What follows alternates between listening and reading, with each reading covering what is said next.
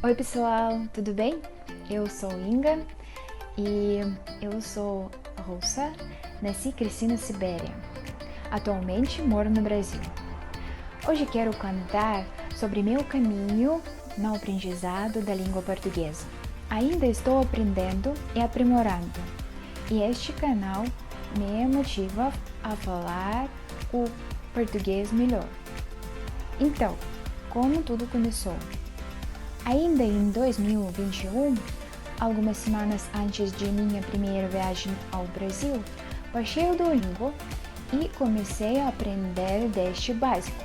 No entanto, como Duolingo, não avancei muito. Naquela época, eu não estava apenas me acostumando com a ideia de que o idioma nacional no Brasil é o português. Infelizmente, muitos russos acreditam que existe uma língua brasileira. Para mim, na minha primeira viagem no Brasil, o português era algo totalmente incompreensível. Quando as pessoas ao meu redor falavam, eu ouvia apenas uma palavra longa. Eu não conseguia identificar onde terminava uma palavra e começava outra, quanto mais entender sobre o que estavam falando. Meu futuro marido Billy me dizia, por exemplo, que maçã era maçã e carro era carro, mas era difícil lembrar, especialmente porque eu não estava notando. Eu sou uma pessoa visual e ouvir era muito difícil para mim. Na segunda viagem, a situação não mudou muito, exceto que eu melhorei meu inglês e pude me comunicar com pessoas em inglês. Antes disso, meu inglês também não era muito bom. No entanto, após a segunda viagem, percebi que queria aprender português. Meu marido fala russo fluentemente. Eu também quero falar em sua língua nativa. Além disso, nós planejamos falar nossas línguas nativas com nossos filhos no futuro. Então, eu quero entender o que ele estará falando. Comecei a ter uma aula por semana com um professor que não era falante nativo de russo, ou seja, ele me ensinava em inglês. Depois de alguns meses, percebemos que isso não era eficaz.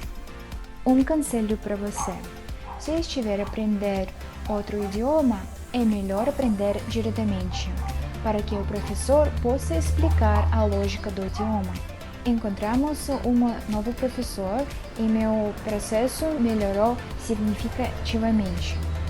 Em janeiro de 2023, eu comecei a ter aulas com um professor russo, mas eu não era uma aluna muito boa. Às vezes fazia a tarefa de casa antes da aula e não aprendia muitas palavras novas. Então, tudo estava indo muito devagar. Mas em abril, no mesmo ano, percebemos que havia a possibilidade de nós mudarmos para o Brasil para algum tempo. E talvez eu tenha que estudar em português lá. Então, comecei a dedicar tempo ativamente ao português todos os dias, um pouco de cada vez. Em julho, chegamos ao Brasil.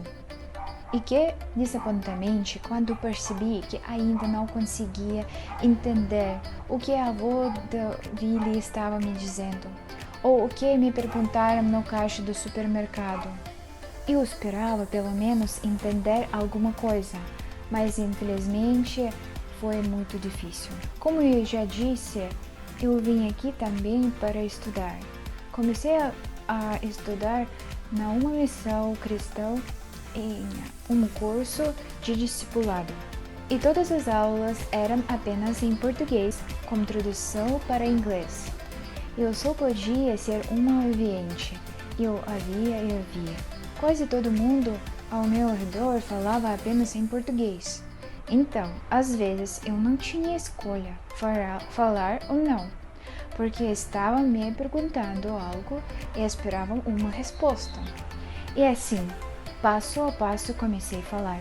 especialmente as pessoas com quem eu mais interagia, porque morávamos juntos e eu as ouvia mais frequentemente. Sempre havia meu marido por perto, que me ajudava com a tradução. Foi nesse momento quando percebi que podia entender parcialmente algumas pessoas e não conseguia entender uma palavra. Outros. Foi quando conheci os sotaques. Como morávamos na base missionária, havia pessoas de todo o Brasil. São Paulo, Rio de Janeiro, Maranhão, Bahia, Rio Grande do Sul e muitos outros. Foi então que eu quase comecei a desistir, mas havia pessoas que me ajudavam, explicando em português para mim. Em outubro, fui com a equipe para o estado de Minas Gerais para trabalhar com crianças e igrejas locais. E foi aí que começou minha verdadeira prática de língua. Lá ninguém falava inglês ou muito menos russo. O Vili não podia estar sempre comigo para ajudar com a tradução, então eu aprendia enquanto avançava. Me acostumei com o sotaque de Minas, como as crianças falavam.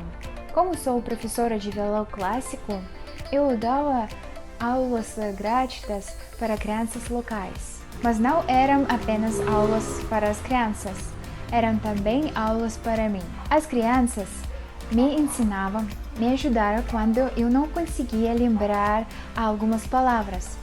Eu já conseguia entender conversas simples e até conseguia participar, expressar minha opinião. Agora, meu marido às vezes se surpreende ao ouvir falar português, já que falamos apenas russo um com o outro.